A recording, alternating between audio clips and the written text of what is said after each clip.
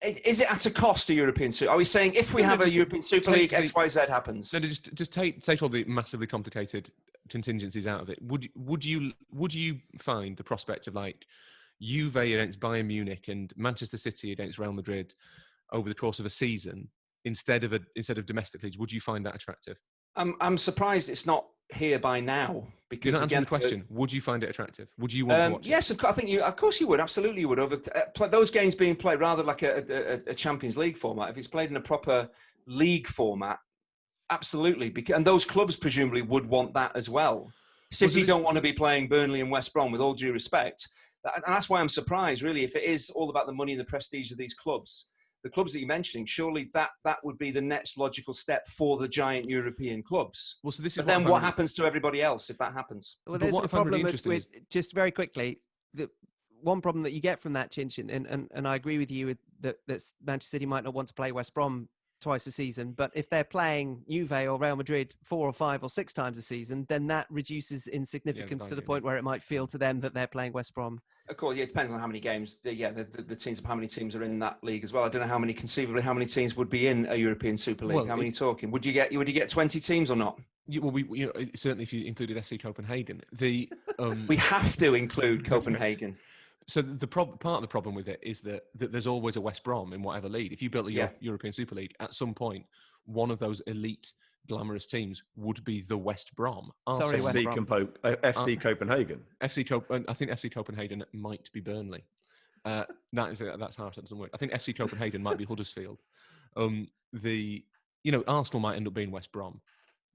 Atletico Madrid might be West Brom. This is just an operation in trying to insult people as much as possible. The point of a league is there's always teams that finish bottom of it, and that's what none of them see. But the more interesting thing, for the purpose of this conversation, is that the working assumption of all the elite teams is that everyone wants a Super League. But I don't really know anybody who desperately wants a Super League, who's sort of crying out for, I wish they'd stop wasting my time with the Premier League and La Liga and the stupid Champions League and just crack on with playing Juve against Real Madrid every week.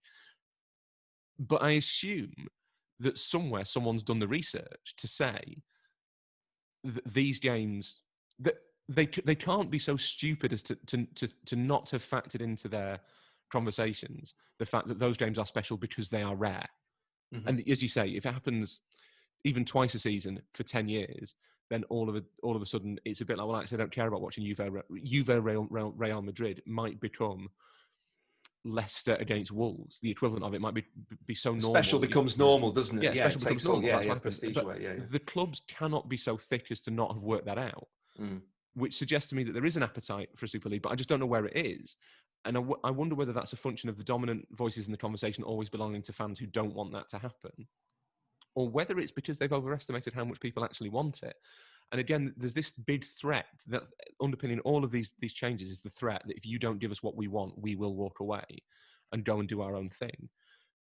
But I don't know if anybody's actually bothered asking loads of fans about that, because I'm not sure I'm not certain. I think there's a general sense of it would be good to watch Juve play Real Madrid, but I'm not sure there's any sort of desperate yearning. Basically, I wonder whether big football, the kind of the executives, the governing bodies, the big clubs, I wonder whether they have for so long got used to imposing their vision of the game on the people who watch the game, that they assume that the people who watch the game will swallow anything. So if you start a Super League, there'd be loads of people who kicked off. There'd be lots of toxic arguments. There'd be lots of kind of accusations of greed, most of which would be accurate.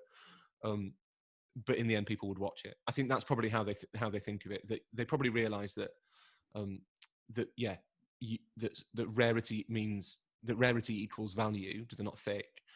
But they think that after a while, the objection would go down. The objection would sort of decrease. There'd be a sort of sense of, well, we'll give this a go. We'll see what happens. And ultimately, people's tribal loyalty to their clubs, and ultimately all those clubs that would form a Super League have got hundreds and hundreds of millions of fans around the world. That people's loyalty to their clubs would trump everything else. I don't know how true that is. And I guess we'll never really find out. You could maybe conduct some sort of large-scale piece of research to examine what people will actually swallow. But I think the underlying assumption for all of it, for the pay-per-view thing, for Project Big Picture, is that football fans ultimately their first loyalty is to their club, and that whatever their club does, they will still support their club. Which is probably how most football fans think of their relationship to their clubs. But I just don't know. And this is caveated with the fact that again the conversation tends to be dominated by certain dissenting voices. But I just don't know how true it is. I don't know. And I think the Super League's the best test of that. It's the best. There is an assumption that this is a thing that we all want. There is an assumption that it would be incredibly popular and incredibly valuable. But you are making a massive mental leap in assuming that fans will be able to buy into that competition immediately, given that the equivalent, which is the European Cup and the domestic leagues, have got 130 years of history behind them at a maximum. And that is what lends winning the league its value. That is what lends being champions of Europe its value.